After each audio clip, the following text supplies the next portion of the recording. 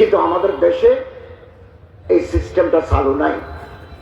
আলহামদুলিল্লাহ কিছু নেককার মানুষ স্বপ্রণোদিত হয়ে যাকাত দেন। এই মাদ্রাসা, এতিমখানা, হেফজখানা বা স্কুলের গরিব ছাত্র বা গরিব মানুষ যারা অভাবগ্রস্ত, দুস্থ, অসহায়, নিডি, ওনাদেরকে দেন। আমাদের কাছে হিসাব আছে, এই দেশে মাল্টি মিলিয়নার কোটি কোটি টাকার মালিক কতজন আছে, এগুলো হিসাব আছে। তারা যদি যাকাত দেন, সেন্ট মার্টিন থেকে শুরু করে পঞ্চগড় পর্যন্ত মুসলিম জনপদের যারা বিত্তশালী, যারা অর্থশালী, তারা যদি যাকাত দেন, ঠিক মতো আদায় করা হয়, ২৭,০০০ কোটি টাকা যাকাত ফান্ডে জমা হবে। এই ২৭,০০০ কোটি টাকা সরকারের প্রতিনিধি, আলেম ওলামা, মুফতিয়ানে শরঈয়ুদ্দিন, ওনাদের সমন্বয়ে একটা বোর্ড গঠন করি।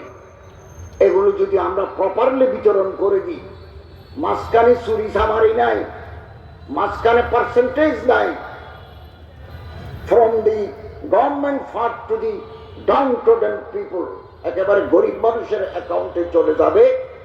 10 বছরের ভিতরে কক্সবাজারের রাস্তায় মদম মোকাররমের মসজিদের সামনে ভিক্ষা করার লোক পাওয়া যাবে না।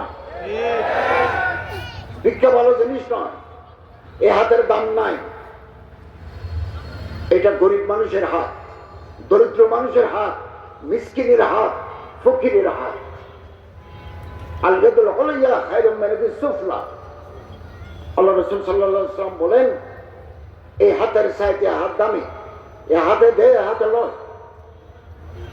আমরা সবসময় দোয়া করি, মাওলা আমাদেরকে হাতের মালিক বানাই দাও। আমি গত সপ্তাহে লন্ডন গেছি। লন্ডন, বার্মিংহাম, সারে, হিথ্রো, এই সমস্ত এলাকা সফর করেছি, রাষ্ট্রের দায়িত্ব পালন করেছি, পাবলিক কানেক্টিভিটি করেছি, আমাদের প্রবাসীদের রেমিটেন্স পাঠানোর জন্য বলেছি, এবং ধর্মীয় সম্প্রীতি, রিলিজিয়াস হারমোনি নিয়ে কথা বলেছি। আমি কোথাও কোনো মসজিদের সামনে কোনো ভিক্ষুক দেখি নাই। ভিক্ষুক নাই। কেন নাই? আপনি চাকরি পাবেন, যথেষ্ট ইন্ডাস্ট্রি গড়ে উঠেছে, আপনি গেলে তো চাকরি পাবেন, আপনাকে বেকার থাকতে হবে। আমাদের দেশে ইন্ডাস্ট্রি গড়ে উঠে নাই, কারণ এখানে সাদাবাজি, এখানে পার্সেন্টেজ, এখানে সরকারি অফিসে ঘুষ, এগুলোর কারণে এই দেশে বিগত 16-18 বছরের ভিতরে ইন্ডাস্ট্রিয়ালাইজেশন হয় নাই। 2, ইউকেতে, ইউনাইটেড কিংডম, যুক্তরাজ্যে যে কোনো মানুষের চিকিৎসা ফ্রি। আপনি যদি বাংলাদেশি হন, তাহলে আপনি ডাক্তারের প্রেসক্রিপশনটা ফ্রি পাবেন, যত বড় রোগ হোক ফ্রি পাবেন। আর আপনার যদি ওখানকার একামা থাকে, এই পারমিট থাকে, অথবা আপনি যদি বাংলাদেশের মানুষ ব্রিটিশ নাগরিক হন, তাহলে আপনার চিকিৎসাও ফ্রি, কোটি টাকার চিকিৎসা ফ্রি। অথবা আপনার বয়স যদি 65 বছর হয়, ডাক্তারও ফ্রি, ঔষধও ফ্রি। টেলিফোন করলে ঘরে এসে অ্যাম্বুলেন্স আপনাকে নিয়ে যাবে। আপনি ব্রিটিশ, বাংলাদেশি মানুষ, ব্রিটিশে 10-20 বছর থাকার পরে ব্রিটিশ নাগরিক হয়েছেন, এখন অবসরে গেছেন, তো আপনি খাবেন কি?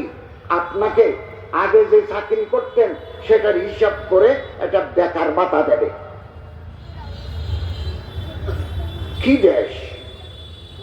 54 বছর বাংলাদেশের স্বাধীনতার বয়স। চুরি, লুট, দুর্নীতির কারণে এই দেশটা তলানিতে পড়ে আছে, উপরে উঠতে পারে নাই। আমরাও করতে পারতাম, এদেশের মানুষে বেকার মানুষকে ভাতা দিতে পারতাম, অসুস্থ মানুষকে ফ্রি চিকিৎসা করতে পারতাম। সো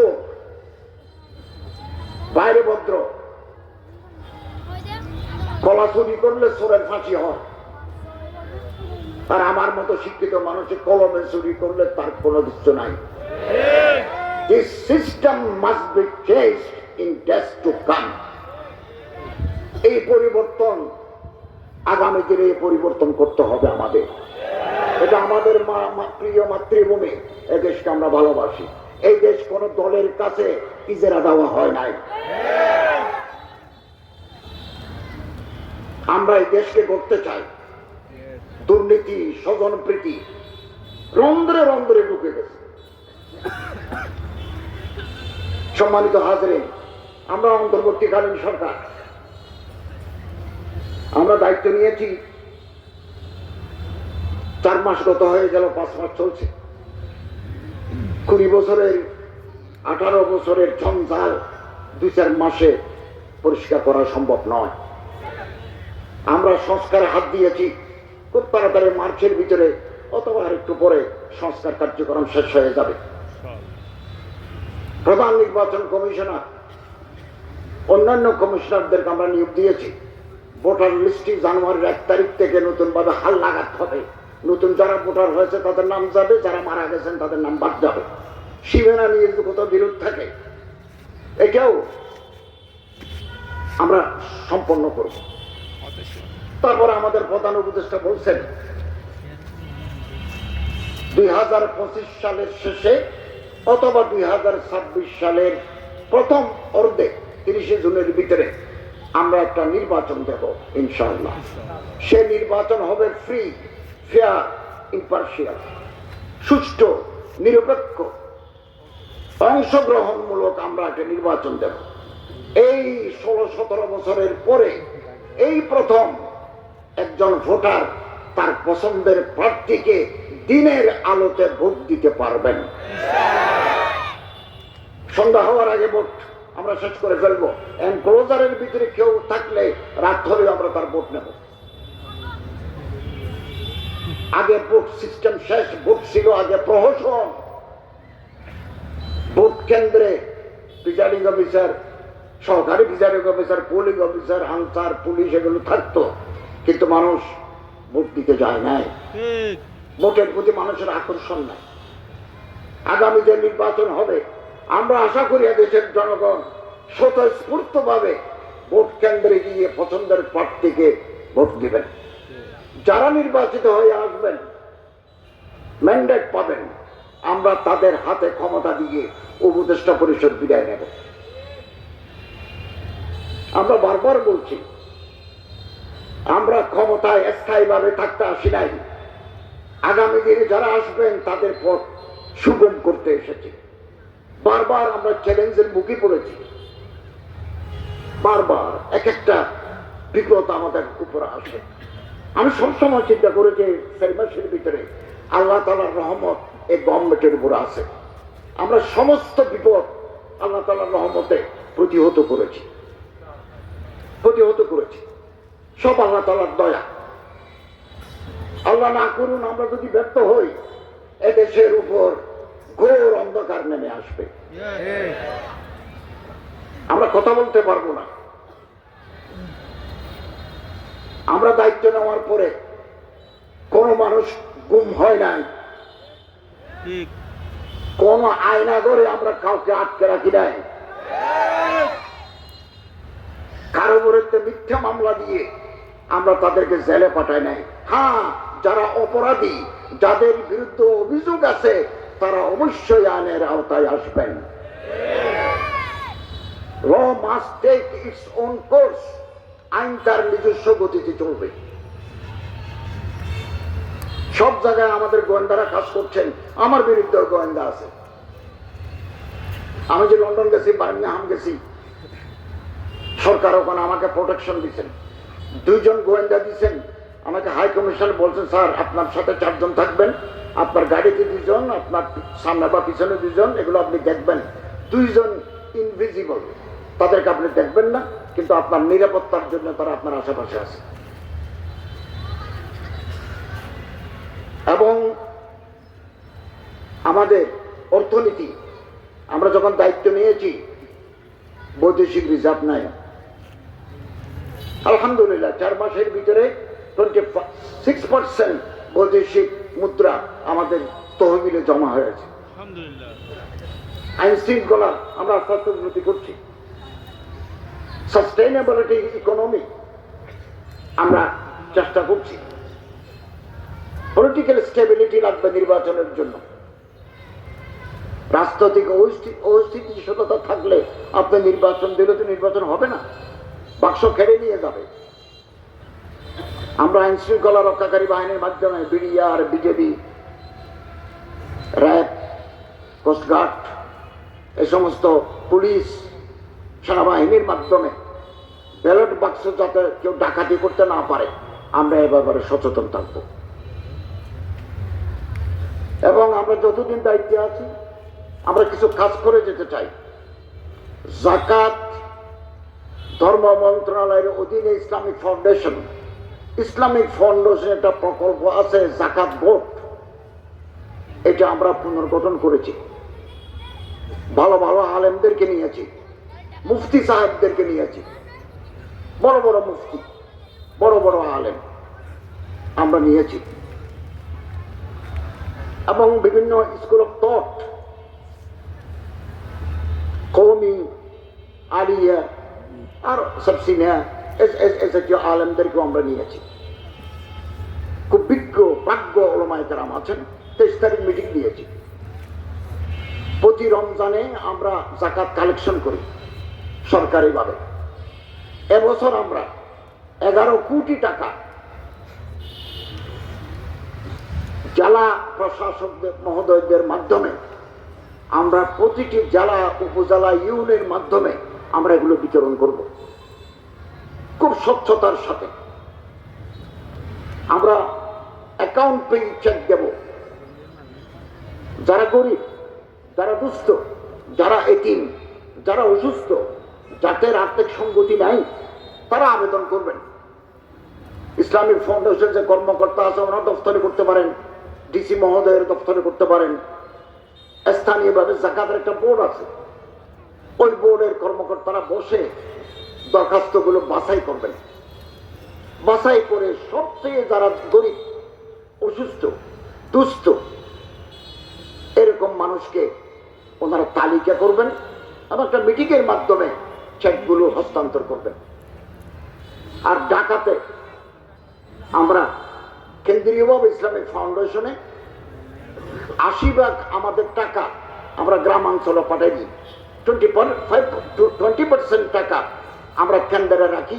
একটা অনুষ্ঠানের মাধ্যমে আমরা এটা গরিব, দুঃখী, বিধবা, বিপত্নিক, অভাবগ্রস্ত ছাত্র যারা একেবারে কিছু নাই, নিঃস্ব, তাদের মাঝে বিতরণ করব। 11 কোটি টাকা আমরা বিতরণ করব। 2025 সালের জন্য আমরা একটা টার্গেট নিয়েছি। ধর্ম মন্ত্রণালয়, ইসলামিক ফাউন্ডেশন আমরা 15 থেকে 17 কোটি টাকা আদায় করব।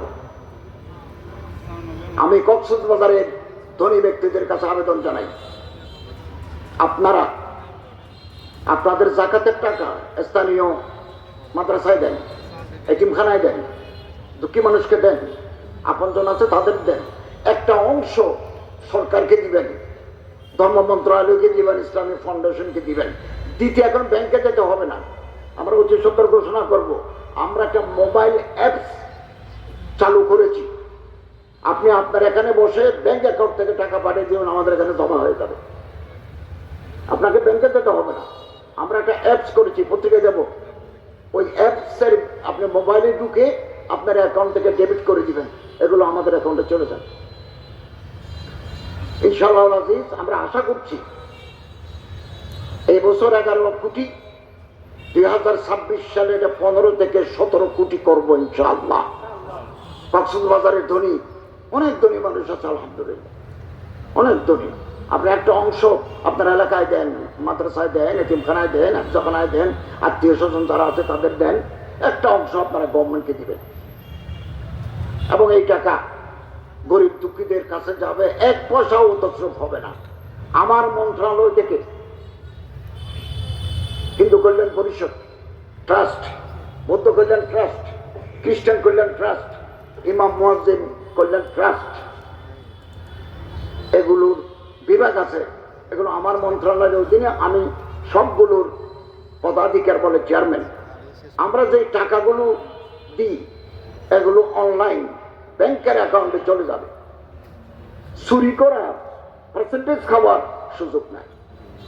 কেউ যদি মসজিদের নামে মিথ্যা ফরম জমা দেয়, তদন্ত যদি ধরা পড়ে যে অমুক মসজিদের নাম দিয়ে মিথ্যা ফরম পূরণ করে জমা দিয়ে টাকা নিয়ে গেছে, এটা যদি তদন্তে ধরা পড়ে আপনাকে কঠিন শাস্তি ভোগ করতে হবে যদি ধরা পড়ে। আপনি একথা মনে রাখবেন, চোর একদিন না একদিন তার হাতে হাত করা পড়বে।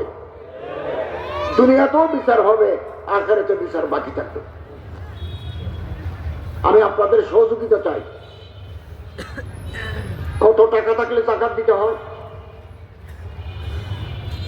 আকবর মসজিদ ঢাকার আকবর কমপ্লেক্স মুফতি দেওয়ার সাহেব যেটা মালিকুমের মাদ্রাসা থেকে ঘোষণা করা হয়েছে, ৭৫,০০০ টাকা যদি কারো হাতে থাকে ১ বছর যাবত, যার কোনো কর্জ নাই, সারা বছরে খাবার দাবার, আলু পেঁয়াজ রসুন সয়াবিন চাল ডাল চিকিৎসা ছাত্রের বেতন সবগুলো দিয়ে যদি আপনার অ্যাকাউন্টে ৭৫,০০০ টাকা জমা থাকে, আপনাকে জাকাত দিতে হবে। এটা ৫২ তোলার উপর সমমান। একটু বেশ কমও হয়, ডলারের দাম বাড়লে রূপার দাম বাড়ে, দাম কমলে কমে, এটা ফিক্সড নয়, উঠানামা করে। এই মুহূর্তে ৭৫,০০০, এগুলোর আপনাকে জাকাত দিতে হবে। ২.৫ টাকা, ১০০-তে ২.৫ টাকা, ১,০০০-এ ২,৫০০ টাকা, না ১,০০,০০০-এ ২,৫০০ টাকা হিসাব করে দিয়ে দেন। ১ বছর পূর্ণ হতে হবে। ব্যাংকে ফিক্সড ডিপোজিট জাকাত দিতে হবে। শেয়ার কিনেছেন, শেয়ার, এই শেয়ারের টাকা স্টেটমেন্ট নিলে প্রেজেন্ট ভ্যালু একটা কলাম আছে, এই মুহূর্তে আপনার শেয়ারের দাম কত, ওই দামের উপর দিবেন। প্রাইস বন্ডের জাকাত দিতে হবে। ফরেন কারেন্সি, বিদেশি মুদ্রা, pound, dollar, rouble, yen, rupee, rupiah, তারপরে দিনার, দিরহাম, রিয়াল, এগুলোর উপরও জাকাত দিতে হবে। হিসাব করে বাংলাদেশি টাকা বের করে আপনাকে জাকাত দিতে হবে। যে কোনো সময় জাকাত দেওয়া যায়, কেবল রমজান মাসে দিলে হিসাব থাকে। আপনি এবছর জাকাত দিবেন ২৪ সাল, ২৫ সালে আপনার সম্পত্তি বেড়ে যাবে। জাকাতুন ইউযাক্কি, জাকাতের বিরক্ত, জাকাত মানে পবিত্র হওয়া, পবিত্রকরণ, পিউরিফিকেশন অফ দি ওয়েলথ। সম্পত্তির ভিতরে ময়লা থাকে, কাপড়ে যেমন ময়লা হয়, সম্পত্তির ভিতরে ময়লা থাকে।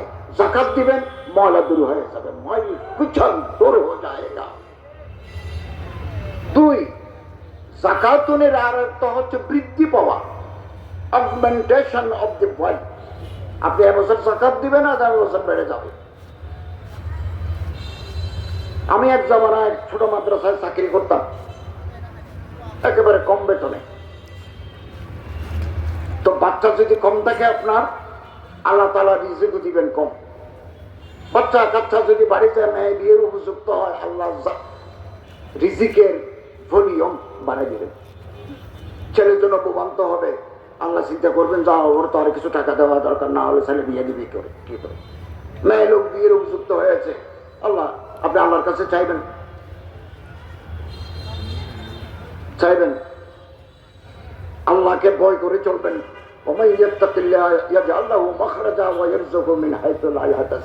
আল্লাহকে ভয় করতে হবে। সুদ খাবো না, ঘুষ খাবো না, কোন মেয়ে লোকের সাথে জেনা করবো না, কোন অল্প বয়স্ক ছেলের সাথে বদমাশি করবো না। এই গুণাগুলো থেকে বাঁচেন, রিজিকের দরজা খুলে যাবে, খুলে যাবে। এটা আল্লাহ তাআলা ওমা মিন দাব্বাতিন ফিল আরদ ইল্লা আলাল্লাহি রিজকুহা, পৃথিবীর প্রতিটি প্রাণীকে আল্লাহ তাআলা রিজিক দেন, প্রতিটি প্রাণী। সাগরে মাছ আছে তিমি, তিমির ভিতরে কালো তিমি আছে, নীল তিমি আছে, ব্লু হোয়েল, নীল তিমি। নীল তিমি সকালবেলা নাস্তা করে, মাছেরা খাইতো, 200 মানুষকে লাইন ধরে বসায়। আপনি যদি একেবারে কাচ্চি বিরিয়ানি, ফুল প্লেট কাচ্চি বিরিয়ানি, 2টা একেবারে ছাগলের মাংস, ডিম দিয়ে, বোরহানি টোরহানি দিয়ে আপনি ফুল প্লেট কাচ্চি বিরিয়ানি খাবেন, ছাগলের বিরিয়ানি, 200 জন মানুষের যত খায় হাড্ডি টাড্ডি সহ সবগুলো একটা মাছের এক বেলার খাবার, তিমি মাছে। তো সমুদ্রে কোটি কোটি তিমি মাছ আছে, 3বার 4বার মাছে খায়। এই খাবার কে দেয়? আসমানের মালিকে দেয়। তিমির তো ইন্ডাস্ট্রি নাই, তিমির তো ব্যাংক লুট করার সুযোগ নাই, তিমি তো ঘুষ খাওয়ার সুযোগ নাই। তিনি অ্যাবসলিউটলি ডিপেন্ডেন্ট অন আল্লাহ। আর রিজক মকসুম, রিজকুকুম ফিস সামা, রিজিক তো উপরে, রিজিক উপরে। আমি আল্লাহ তাআলার রহমত, আল্লাহ তাআলার দয়া অবাক হচ্ছি, অবাক হচ্ছি। এবং আমরা আপনারা যতদিন বেঁচে থাকবো আমাদের রিজিকের জিম্মেদারি আল্লাহর হাতে। আমার রিজিক দুনিয়াতে থেকে যাবে, আমি বিদায় হয়ে যাব, এটা হবে না, এটা হয় না। আজকে রাত্রে 10টায় যদি কেউ মারা যায়, বুঝতে হবে দুনিয়ার ওনার যে রিজিক বরাদ্দ ছিল, এই রিজিক শেষ। রাতের বেলা একটা ওয়ালটিং খাবেন, এই রিজিক আর বরাদ্দ নাই, কোনো চাকরি রাখবে না, আল্লাহ রিজিক দিবেন। আমি অবাক হচ্ছি, বারে বারে অবাক হচ্ছে, আমার জীবনের নানা পর্যায়ে অবাক হচ্ছে, অবাক করছে। অতএব আমরা আল্লাহ তাআলার মহান শক্তির উপরে বিশ্বাস করি, গুনাহ ছাড়ি দিই, ঘুষ সুদ দুর্নীতি 2 নম্বরই এগুলো ছাড়ি দিই, ভালো হয়ে যায়। আল্লাহ আপনাকে রিজিক দেবেন, গণনা করতে পারবেন না এরকম রিজিক আপনি পাবেন। যাকাত দিবেন, যাকাত। এবং একজন মুফতি সাহেবের লক্ষ টাকার কিতাব আছে, যাকাত দিতে হবে না। একজন আইনজীবী, ওনার লক্ষ লক্ষ টাকার ল বুকস, রেফারেন্স বুকস, ডিএলআর এগুলো আছে, লক্ষ লক্ষ টাকা, যাকাত দিতে হবে না। আমারও অনেক কিতাব আছে, মানুষ হাদিয়েও দেয়। ডক্টর আকরাম নদভী অক্সফোর্ডে, ওনার সাথে আমার দেখা হয়েছে, উনি আমার কিতাব দিলেন,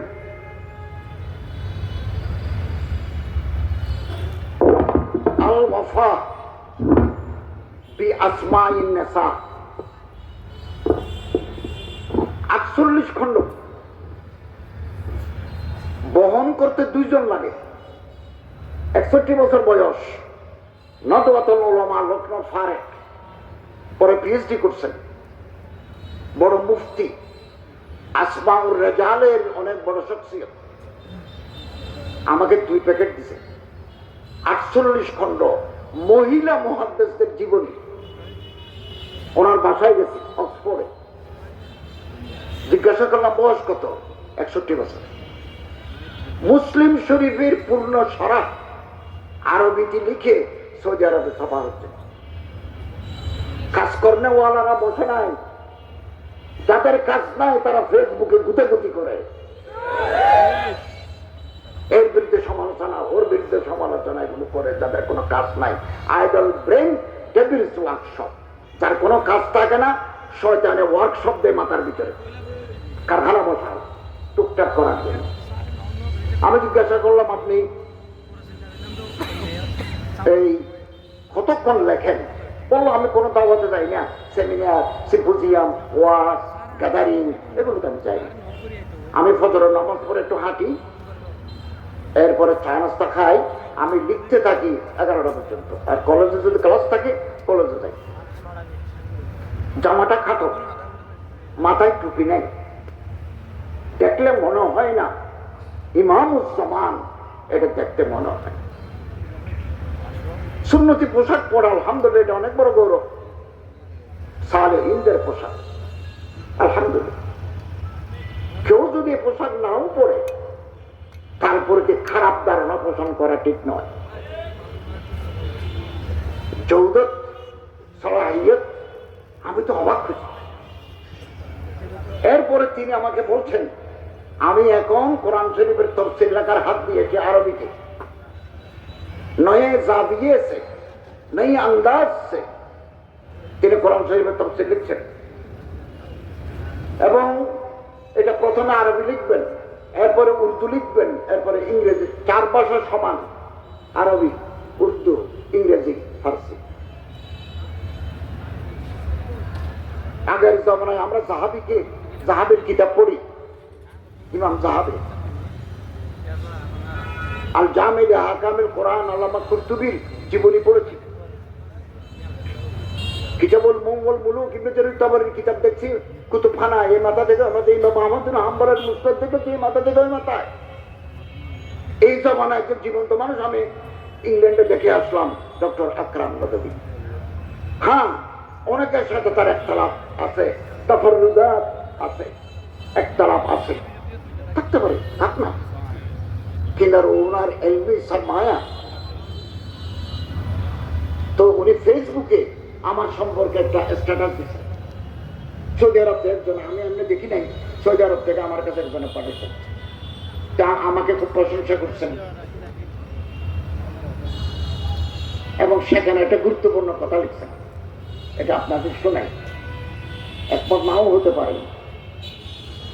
তিনি ওই আমার সম্পর্কে যে ফেসবুকে স্ট্যাটাস লিখছেন, আমারে প্রশংসা করি।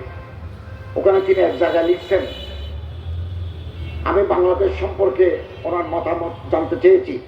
তিনি আমারে বললেন, আমি বাংলাদেশে গিয়ে দেখছি বাংলাদেশের মাদ্রাসার ছাত্র, বাংলাদেশের কলেজের ছাত্রদের জ্ঞান অর্জনের স্পৃহা অত্যন্ত বেশি। তিনি যখন বাংলাদেশে আসছিলেন বললেন, আমার যে মেহমানদারি করবেন, এটা আমি অবাক কোনোদিন বলবো না। এই যে মেহমানদারি, এই যে আতিথেয়তা, বাংলাদেশের মানুষদের অন্তরের ভিতরে যে একজন আলেমের প্রতি মহাব্বত আছে, এটা দেখেছি। ইসলামিক ফাউন্ডেশনে তখন বই মেলা চলছিল, তিনি বই মেলাতে ঢুকে দেখেন হাজার হাজার মানুষ বই কিনছে। তিনি আমাকে এটাও বললেন যে বাংলাদেশের মানুষ কিতাব কেনার জন্য, বই কেনার জন্য এই যে পাগল, এটা তো আমাকে অভিভূত করেছে। তিনি আরো বললেন, আমরা যারা মাদ্রাসা চালাই, এখানে লিল্লাহিয়ত লিওয়াজহিল্লাহি, এটা মুকদ্দম থাকতে হবে।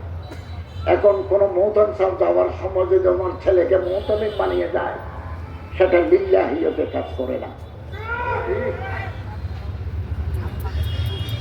উনি বলেছেন, ফেসবুকে লিখেছেন, ইংল্যান্ডে যে কোনো মানুষ কথা বলতে পারে।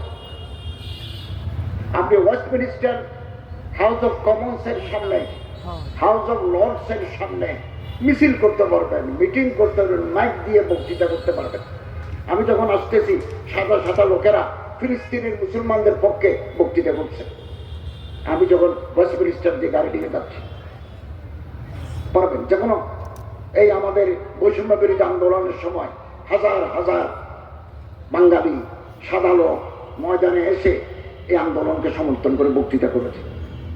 তিনি বলছেন, ইংল্যান্ডে যে স্বাধীনতা আছে, কথা বলার স্বাধীনতা, লেখার স্বাধীনতা, সমাবেশ করা, তবে রাস্তা বন্ধ করে করতে পারবেন না। মিটিং করার জন্য আলাদা জায়গা আছে, ওখানে যাই করবেন। মানববন্ধনের জন্য আলাদা জায়গা আছে, ওখানে যাই করবেন। যেখানে সেখানে রাস্তা বন্ধ করে করতে পারবেন। গাড়ি ভাঙচুর তো অসম্ভব কথা। ভালো জিনিসগুলো নিতে পারে না, খারাপ জিনিসগুলো নিতে। এবং আমি একটু সন্ধ্যা করে গেছি অক্সফোর্ডে, বাংলাদেশে এক ছেলে পিএইচডি করে। আমার দেখি যে ওখানে রুমের ভিতরে বহু মানুষ লেখাপড়া করতেছে, লাইব্রেরির ভিতরে, সাদা ছেলে, সাদা ওই ইংল্যান্ডের ছেলে, বিদেশি ছেলে। তো তিনি লিখছেন যে ভাগ্য ভালো এই দেশের ক্ষমতায় কোন ইসলামপন্থী দল ক্ষমতায় নাই। একথা শুনতে খারাপ লাগে, ওনার সাথে আপনারা একমত নাও হতে পারে।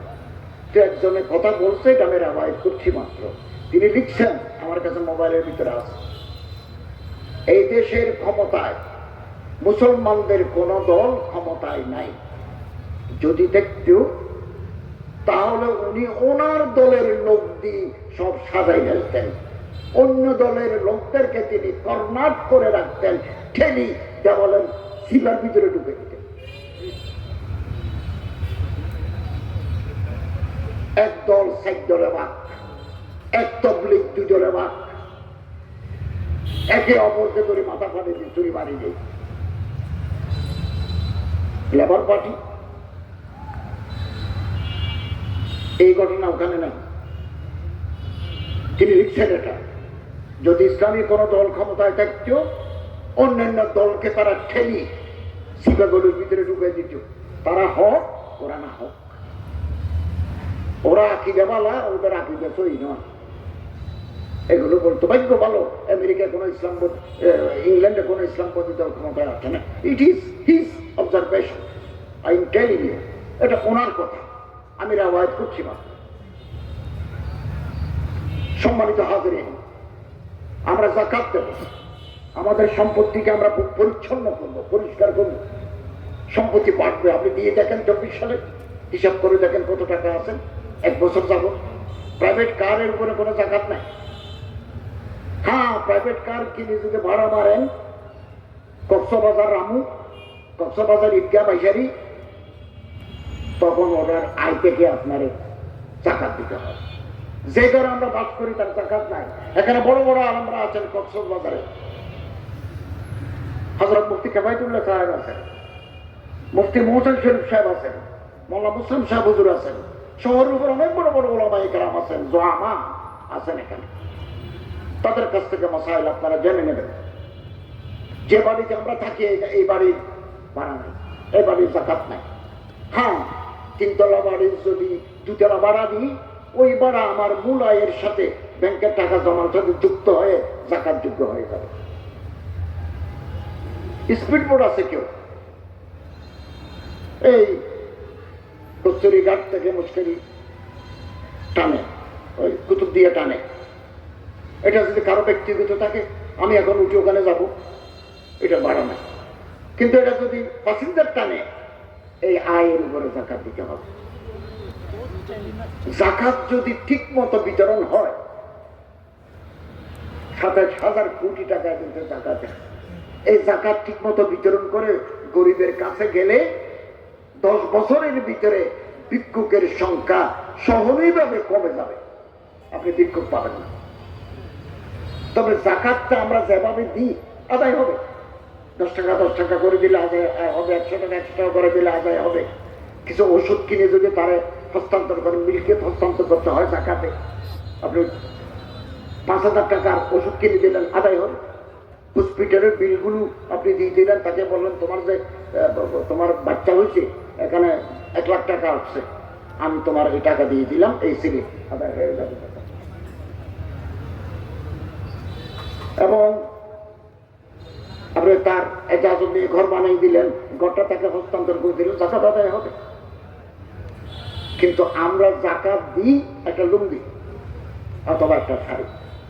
50 বছর ধরে যদি একটা মানুষকে আমরা একটা লুঙ্গি দিই, একটা শাড়ি দিই, কিয়ামত পর্যন্ত এই মানুষ ধনী হতে পারবে না। ও তাকে যাবে ধরি। বিগত 5-7 বছরের ভিতরে যাকাত দিতে যাই 300 মানুষ ঠেলাঠেলিতে পায়ের তলায় পড়ে পিষে মারা গেছে। যাকাতের দায়িত্ব হচ্ছে ধনী গরিবের দুয়ারে যাবেন। ওফি আমওয়ালিহিম হক্কুম মালুম লিসাইল ওয়াল মাহরুম, ধনীদের টাকায় গরিবের হক আছে। হক, হক মিন্স রাইট, রাইট মিন্স অধিকার।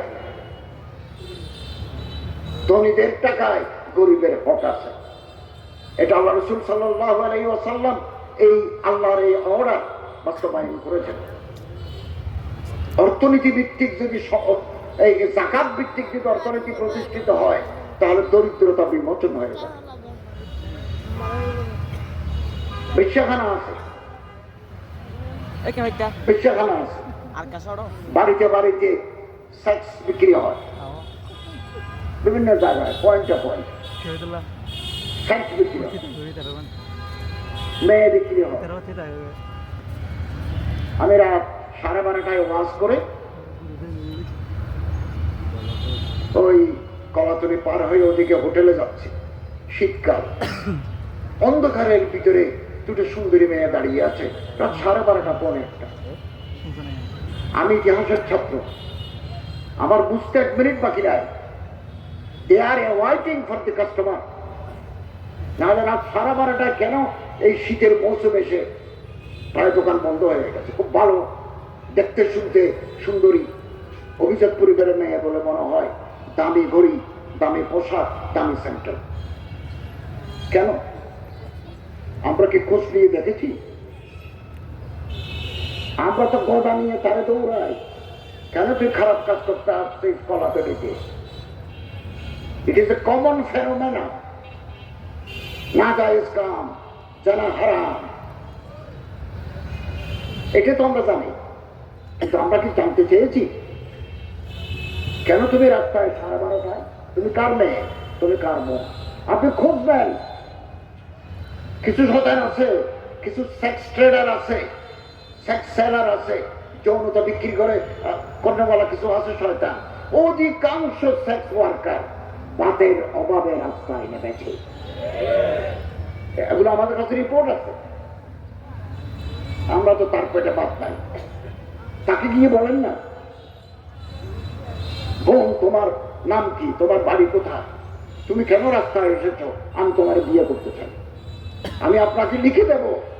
এই মেয়ে আপনি যদি সত্যিকার অর্থে তারা গ্রহণ করেন, যে আপনার থেকে ভালো হয়ে যাবেন, তওবা করবেন, কারি আব্দুল খালেক নাজামির হাতে তওবা করবেন, মওলানা মুসলিম সাহেবের হাতে তওবা করবেন, আমি আপনাকে লিখে দেব, সে রাজি হয়ে যাবে। আমরা যে ঢাকা থেকে 80 টাকা থেকে যাই, আমি দেখবো চলে যাবো ঢাকা। তো এই যাত্রীদের মধ্যে আমাদের তো দূরবীনই আছে বা রেট নজরই আছে, আমরা দেখলেই চিনতে পারি কোনটা বউ কোনটা ওই নেই। যতদিন অভাব থাকবে ততদিন এই গুনাহ চলতে থাকবে। আমরা যাকাত সিস্টেমের মাধ্যমে যদি সুষ্ঠু অর্থনীতি, ইকুয়াল ডিস্ট্রিবিউশন অফ ওয়েলথ, সম্পত্তির সুষম বন্টনের মাধ্যমে আমরা যদি এগুলো করতে পারি, তাহলে সমাজ থেকে কবিরা গুনাহ চলে যাবে, কবিরা গুনাহ তিরোহিত হয়ে যাবে। সম্মানিত হাজরিন, এই যাকাত সিস্টেম পূর্ণভাবে আদায় হওয়ার পরে হযরত ওমর রাদিয়াল্লাহু তাআলা আনহুর জামানায় বহু সিরিয়া, মুলকে শাম, মিসর, এই সমস্ত এলাকার গভর্নর চিঠি দিলেন, আমিরুল মুমিনিন, যাকাত আদায় করেছি ধনীদের কাছ থেকে, যাকাত বিতরণ করার মানুষ নেই। আমরাও যদি হযরত ওমরের সিস্টেম চালু করতে পারি, ইনশাআল্লাহ আমাদের দেশেও যাকাত লেনেওয়ালার সংখ্যা কমে যাবে। হযরত ওমর ইবনে আব্দুল আজিজের জামানায় এরকম ছিল, যাকাত দিতে হবে। গভর্নমেন্টকে ট্যাক্স দেন, ইনকাম ট্যাক্স দেন। অনেকে বলেন ইনকাম ট্যাক্স দিলে তো গভর্নমেন্টকে দিচ্ছি। ইনকাম ট্যাক্স মানুষের হক, যাকাত আল্লাহর হক। যাকাত আল্লাহর বিধান, ইনকাম ট্যাক্স সরকারের বিধান। আলাদা আলাদা খাত আছে। আর আমরা যদি ওলামায়ে কেরামদের পরামর্শক্রমে একটা গ্রামে আলেম ওলামা আছেন, রাজনৈতিক নেতারা আছেন, ধর্মীয় ব্যক্তিত্বরা আছেন, একটা গ্রাম যদি আমাদের একটা ইউনিয়ন যদি ধরি, ওখানকার পাবলিকদেরকে যদি আমরা একত্রিত করে এই এলাকায় কত মানুষ যাকাত দিতে পারে, আমরা তাদেরকে অ্যাপ্রোচ করি। ওখানে ধরেন 1 কোটি টাকা উঠলো বা 2 কোটি টাকা উঠলো, এবার এই গ্রামের ভিতরে কতজন হতদরিদ্র, আমাদের এই দেশে হতদরিদ্র যার সেন্টার নাই, শীতকালে যার কম্বল নাই, এরকম মানুষের সংখ্যা 6%, 106 জন। সেন্টার আছে, কোন প্রোডাক্টের জামা কিনছে, পরীক্ষার ফিস দিতে পারে না, মেয়ে দিয়ে দেওয়ার সময় পাগল হয়ে যায়। এদের সংখ্যা 118,000 জন। 100। আমরা এদেরকে তালাশ করি, এরা কোথায় আছে তালাশ করি। আমি আপনাদের বলি, আজকের এই মাহফিলে যার বাবা নাই, মা নাই, যার জমিনের উপর দাঁড়ানোর আর্থিক সক্ষমতা নাই, যার মেরুদণ্ড বাঁকা, মাদ্রাসা, হেফজাখানা, স্কুল, কলেজ, ইউনিভার্সিটি, এইরকম ছাত্র আমি তদন্ত করব, আমি গোয়েন্দা তদন্ত করব, আমি জেলা প্রশাসনের মাধ্যমে তদন্ত করব। এইরকম ছাত্র যদি এই মাহফিলে কেউ থাকে, যার কেউ নেই, আগামীকাল রাতের ভাত নাই যায়, যেখানে পড়ে কিতাব কেনার বই কেনার পয়সা নাই, সকালবেলা নাস্তা না খেয়ে দুপুরবেলা মাদ্রাসার ভাত খায়, তারা আমার সাথে যোগাযোগ করবে। মৌলানা আব্দুল হারেক নেজামি আছেন, মৌলানা মোহসেন শরীফ আছেন, মৌলানা কেফায়েতুল্লাহ সাহেব আছেন, মঞ্জুর আছে, আর আপনারা ওলামায়ে কেরামরা আছেন, ইয়াসিন হাবিব সাহেব আছেন, আর এখানে অনেক বড় ওলামায়ে কেরাম আছেন, ডানে বামে আছেন, আপনারা অনেক আমার পরিচিত। ওনাদের সাথে যোগাযোগ করবেন, অন্তত পক্ষে আপনার পড়ার ব্যবস্থা কিছু হলেও আমরা সহযোগিতা করতে পারি, অন্তত পক্ষে আপনি সকালবেলার নাস্তাটা করার ব্যবস্থা করে দিতে পারে, এটাও কম কি, এটাও কম কি। ইমামদের আইনাদের কথা হচ্ছে, যাকাত এমন মানুষকে দেন যিনি 2-3 বছরের ভিতরে এই যাকাতের টাকাগুলো ব্যবহার করে 4 বছর পরে তিনি যাতে উল্টা যাকাত দিতে পারেন, এইটা করেন, তাহলে দরিদ্রতা বিমোচন হয়ে যাবে। এলিভিয়েটেড সবাই যদি তার যাকাত দিই, এটা দোকান কিনে দেয়, এটা বিজনেস করে দেয়, 2-3 বছর পরে ও নিজে যাকাত দিতে পারে। একটা জমি একটা সাড়ে দিলে যাকাত আদায় হবে। ইমাম মালিক রাহমাতুল্লাহের ফতোয়া আছে, it is not proper way to distribute the zakat. আমরা চেষ্টা করি, যাকাত না দিলে কঠিন শাস্তি, যাকাত দিলে উলাইকা সানুতিহি আজরান আযীমা। যারা যাকাত দেয়, যারা নামাজ পড়ে, যারা আল্লাহরে ডরায়, যারা আখিরাতের কিয়ামতে বিশ্বাস করে, আল্লাহ বলেন এই সমস্ত মানুষকে আমি অতি সত্তর বিশাল পুরস্কার দেব, আজরান আযীম। আমরা পুরস্কার নেব না? পুরস্কার নেব। লক্ষ লক্ষ টাকা আমাদের ব্যাংকে জমা আছে, প্রতি হাজারে লাখে 2,500 করে বের করে ফেলবো, সারা বছর দিতে থাকবো, কম বেশি দিতে থাকবো। ইনশাআল্লাহ আজিজ, দরিদ্রতা আপনি দিতে পারবেন। আপনার বাজিনে আমাদের গোষ্ঠীর ভিতরে অনেক লোক থাকে, আপনি আপনার বউকে দিতে পারবেন না যাকাত, বউ তার স্বামীকে দিতে পারবেন, বাপকে দিতে পারবে না, মাকে দিতে পারে। ওলামায়ে কেরাম আছে, অনেক মাসায়েল আছে, এগুলো আমরা জেনে না। আমি যখন মসজিদের খতিব চট্টগ্রামে, এক মহিলা আমার ফোন করে বলেন, হুজুর গতকাল আপনার যাকাতের বিবরণ শুনেছি, তাহলে কিছু যাকাত দিতে চাই, এই টাকাটা আপনাকে দেবো, আমি দিদি প্রপারলি হকদারের কাছে যাবে কিনা এটা আমার জানা নাই, আমি তো এগুলো জানি না, তো আমি আপনাকে টাকা দিচ্ছি, আপনি যেখানে যেখানে আপনার ভালো মনে হয় ওখানে দিবেন। আর আমাদের বিশ্বাস করে মানুষ এভাবে করে, সব আল্লাহ তাআলা নজরদারি করতেছেন। সতর্কনা রাব্বুকুম ফায়সালুকুম আমালিকুম, we will be accountable before him for our all deeds and works. সমস্ত কাজের জন্য আমাদের জবাব দিতে হবে। বহু কিতাব রচিত হয়তো যাকাতের, বহু কিতাব, আমরা এগুলোর উপর আমল করি, এই ফরজটাকে আমরা চিন্তা করি। এই ফরজ যেটা মানুষ ভুলে গেছে, আমরা মানুষকে একটু ইয়াদ করি দিই। এমন ধনী মানুষ কক্সবাজারে আছে, উনি জাকাতের টাকা দিলে একটা মাদ্রাসার এদিনকার সব ছাত্রের 1 বছরের খাবার হয়ে যাবে। এমন মানুষ আছে, অল্প করে দিয়ে।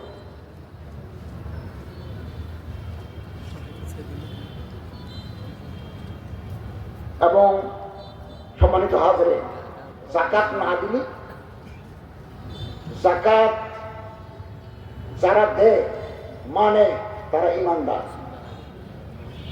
জাকাত দেও না মানেও না তারা বেঈমান, জাকাত মানে দেয় না তারা মুনাফিক, জাকাত মানে দেয় ইমানদার, মানেও না দেও না বেঈমান। ফরজ স্বীকার করে জাকাত মানে জাকাত দিতে হয়, দেয় না, খুলতে চিনি যায়, জাকাত দিতে পারে এর মুনাফিক। يوم يحمى عليها في نار جهنم فتكوى بها جباههم وجنوبهم وظهورهم هذا ما كنتم لأنفسكم فذوقوا ما كنتم تكنزون।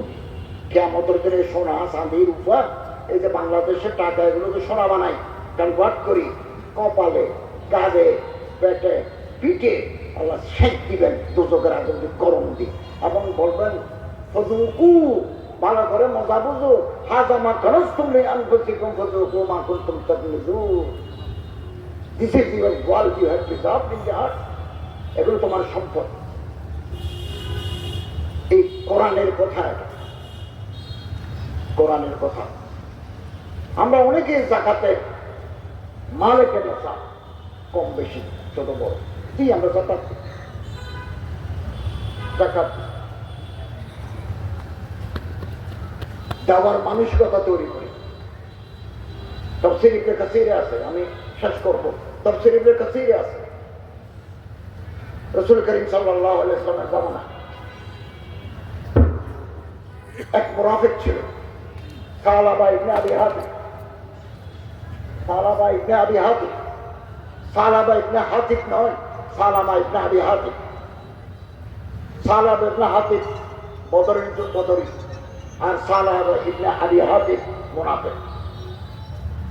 মদিনা শরীফে এসে আল্লাহ রাসূলকে বললেন, ইয়া রাসূলুল্লাহ, আপনি আল্লাহর কাছে দোয়া করুন, আল্লাহ যেন আমরা টাকাওয়ালা বানায়, আমি যেন বেশি মানুষকে সাহায্য করতে পারি।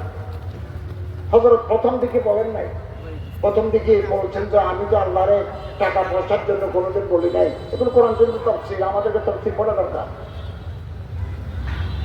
তাফসীর পড়া দরকার। তো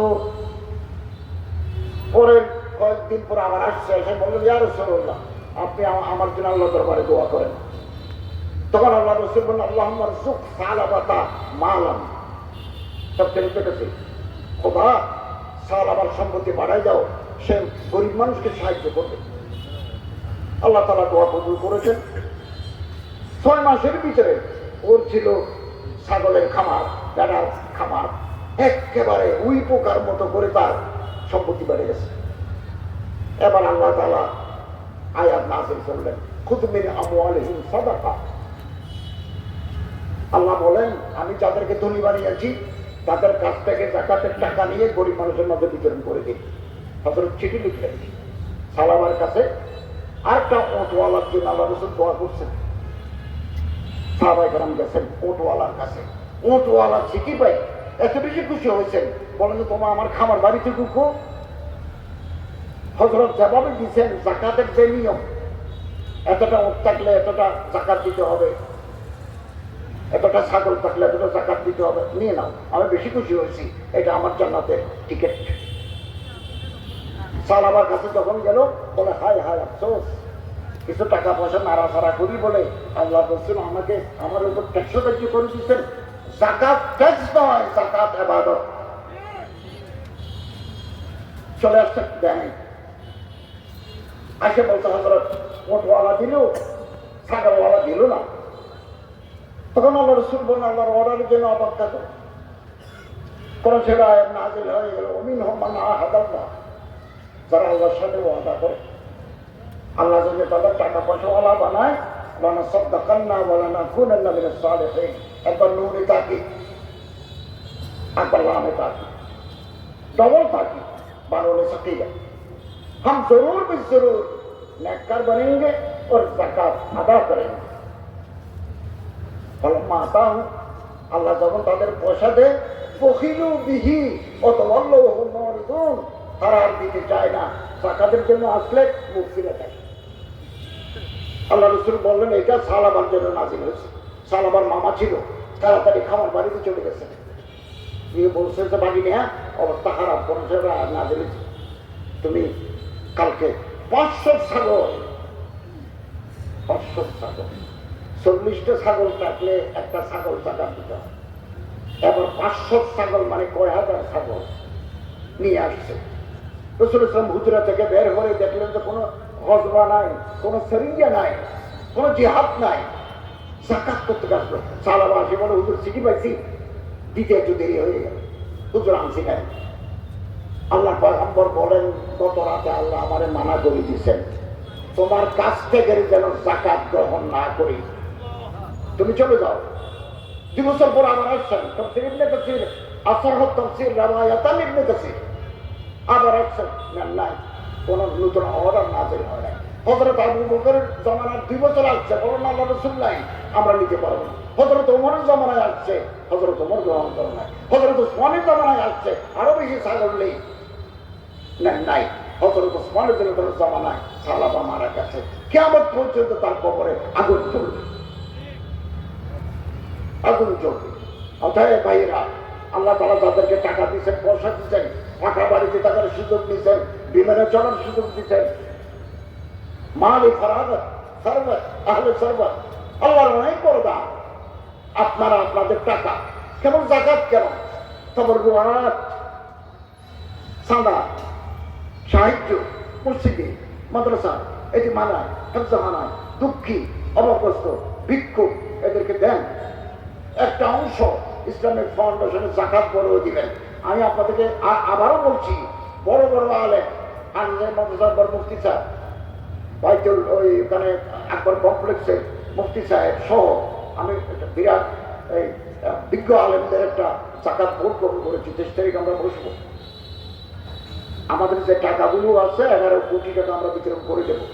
আগামী দিনে আরো টাকা আনি দুঃখী মানুষের পাশে দাঁড়াবার আমরা ব্যবস্থা করব।